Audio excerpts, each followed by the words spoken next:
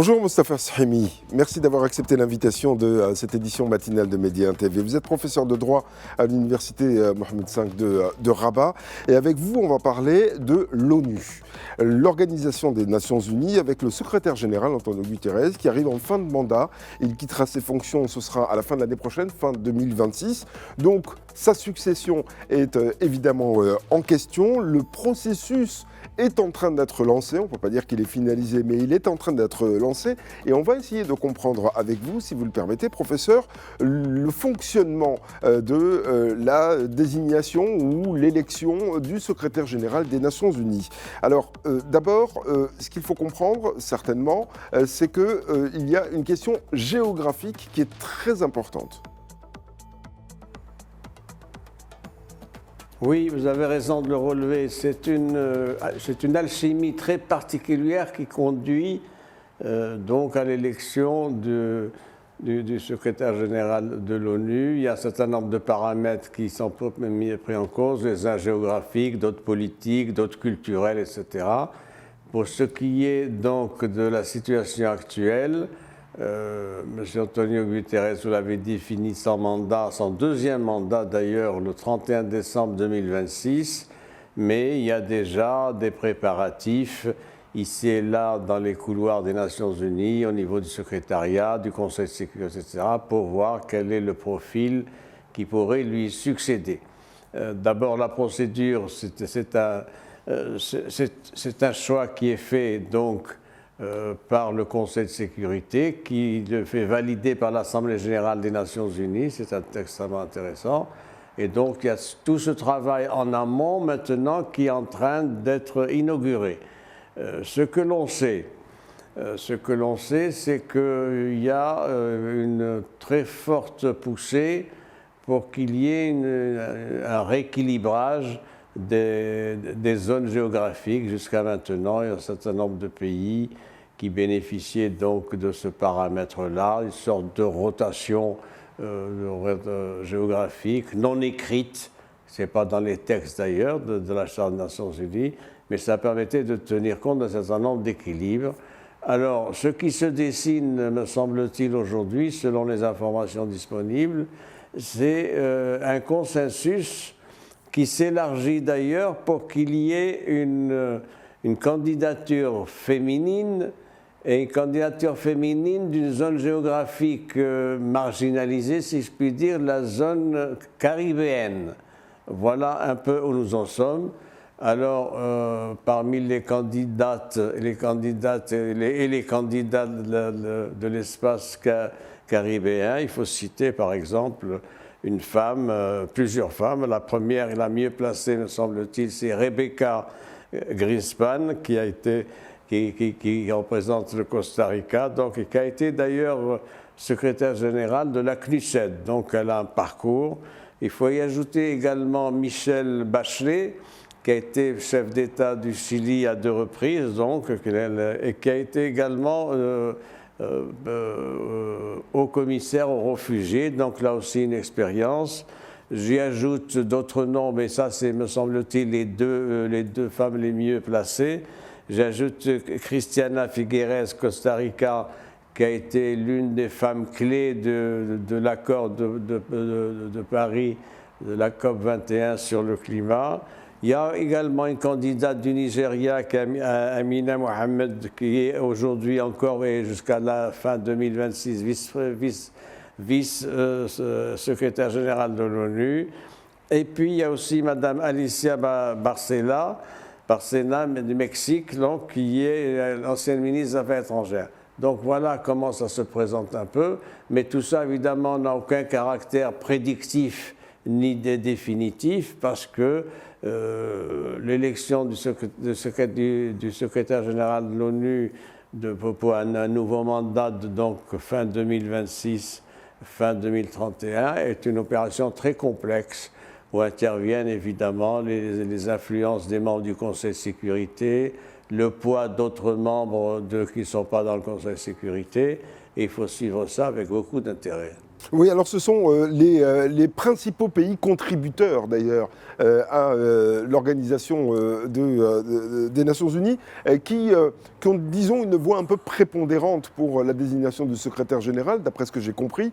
Les principaux pays contributeurs que sont les États-Unis, la Chine, etc., des États-Unis au premier chef d'ailleurs. Mais, il y a quand même un mais, c'est que ces pays contributeurs, et particulièrement les États-Unis, ont des retards de paiement qui sont très très importants. Comment est-ce que, du coup, ils vont être considérés lorsqu'il va falloir désigner le nouveau secrétaire général? Vous avez raison de le relever en faisant référence aux gros contributeurs. Le plus grand contributeur au budget des Nations Unies, ce sont les États-Unis. C'est en moyenne 22%, donc extrêmement important. Un pays donc qui contribue à hauteur de 22% au budget d'une institution, il a évidemment un poids spécifique et une influence particulière dans le processus de décision. Alors, les retards de cotisation et de paiement et de dons, évidemment, sont l'un des points marquants de la gestion financière des Nations Unies. Il y a des retards de paiement pour un certain nombre de pays. Il y a des dons qui ont été promis qui n'arrivent pas, qui n'arrivent que très peu. Par exemple, on le voit par exemple pour ce qui est de la MINURSO au Maroc. Et il y a là donc quelque chose qui entre en jeu, qui fait que, évidemment, forcément, ce sont les plus gros contributeurs qui envoient au chapitre davantage que les autres. Et ce sont des éléments qui pèsent dans le fonctionnement de l'organisation mondiale. Alors, ces pays contributeurs donc, qui siègent la plupart, hein, d'ailleurs, les principaux au Conseil de sécurité, quelque part, c'est une entente entre eux. Ensuite, un vote au Conseil de sécurité, et puis c'est entériné après en Assemblée générale. Si j'ai bien compris, c'est un petit peu ça. On peut dire qu'il n'y a pas de hasard, en fait, dans la désignation ou dans l'élection du secrétaire général. Vous avez raison, c'est un processus. C'est un processus qui a ses règles, qui a ses cheminements, qui a ses particularités. Et il n'y a pas de candidat surprise. Ce n'est pas un processus qui va conduire donc à l'élection surprise d'un outsider qui n'était pas programmé dans les procédures de départ, loin de là. Il y a là quelque chose qui marque le mode de fonctionnement d'une organisation mondiale les Nations Unies. Il y a une pratique maintenant de plus de 7 décennies avec des coutumes, des usages qui se font. Et puis il y a une manière de délibération au sein du Conseil de sécurité qui est particulière du fait que le système des Nations Unies est bâti sur un modèle que j'allais dire aristocratique. Pourquoi ? Parce que c'est au lendemain de la guerre de 1945 qu'un certain nombre, 5 pays ont décidé donc de mettre sur pied une charte des Nations Unies, surtout à l'initiative américaine d'ailleurs. Et c'est comme ça que ces 5 pays vainqueurs de la guerre se sont retrouvés membres permanents du Conseil de sécurité. Sur cette base-là, donc, il y a là 5 pays qui ont un statut particulier par rapport aux autres pays. Et cela rapproche de ce fait, c'est le fait que les membres du Conseil de sécurité et les membres permanents ont un statut prééminent par rapport aux autres partis. Ils sont permanents, donc c'est extrêmement important. Ils ont beaucoup d'impact, évidemment, pour ce qui est des décisions pouvant porter atteinte à la paix, à la sécurité internationale, etc. Et puis, ce sont des pays qui disposent d'une arme particulière, le droit de veto. Et le droit de veto pour le fonctionnement des Nations Unies est extrêmement important, on le voit depuis des décennies. Donc, nous en sommes là. Autre volet qui est en débat d'ailleurs, et il se pourrait que cette fois-ci il y ait des réformes, c'est la représentation de l'Afrique. Nous vivons là une situation tout à fait inégalitaire. Pourquoi ? Parce que, pour ce qui est, vous savez que 60% en moyenne des crises internationales, elles ont lieu où ? Elles ont lieu en Afrique. Bien. plus des 2 tiers des opérations de maintien de la paix qu'il y a dans le monde, que sous couvert des Nations Unies, se tiennent également se tiennent en Afrique. Donc l'Afrique demande à ce qu'elle soit davantage associée à la recherche de solutions et de crises qui sont dans son continent, où elle n'a pas voix au chapitre. Je crois que ça, c'est un dossier important. Et l'Afrique demande à cet égard une plus grande participation au sein du Conseil de sécurité. Quelle est la situation aujourd'hui de l'Afrique? L'Afrique dispose de 3 membres, de 3 postes, de 3 sièges plus exactement, pour ce qui est du Conseil de sécurité, mais simplement dans le contingent des membres non permanents. Il y a, le Conseil de sécurité, c'est 5 membres permanents et 10 membres non permanents. L'Afrique ne dispose que de 3 sièges non permanents dans le quota des 10 non permanents. Qu'est-ce qu'elle demande, l'Afrique? Elle demande qu'il y ait 2 sièges supplémentaires de membres permanents avec droit de veto. Donc elle demande également 2 sièges supplémentaires pour ce qui est des membres permanents, des membres non permanents, c'est-à-dire il s'agirait de passer de 3 à 5 avec un conseil de sécurité de membres non permanents de 12.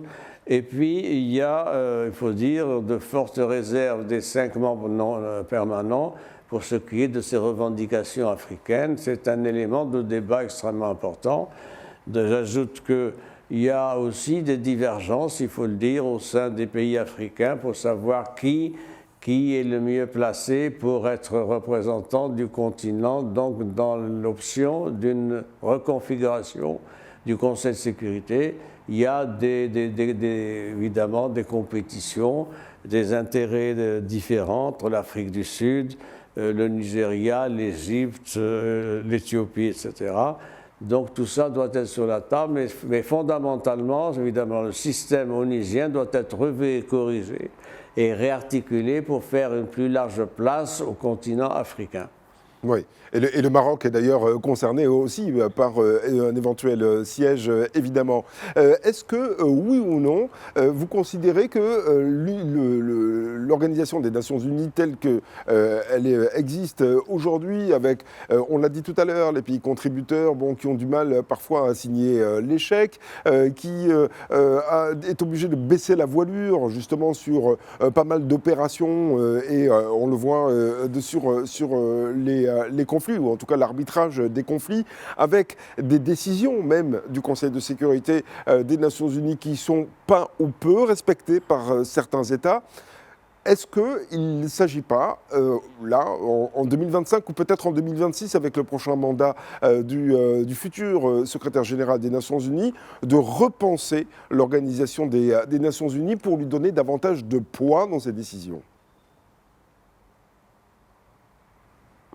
Vous avez raison de relever la place et le rôle du Maroc. Le Maroc, par rapport aux 4 pays africains que je citais, dispose d'un capital diplomatique particulier, d'influence, d'une diplomatie de paix conforme donc au principe de la charte. Et sur ce plan-là, sa crédibilité donc s'est consolidée au cours de ces dernières années.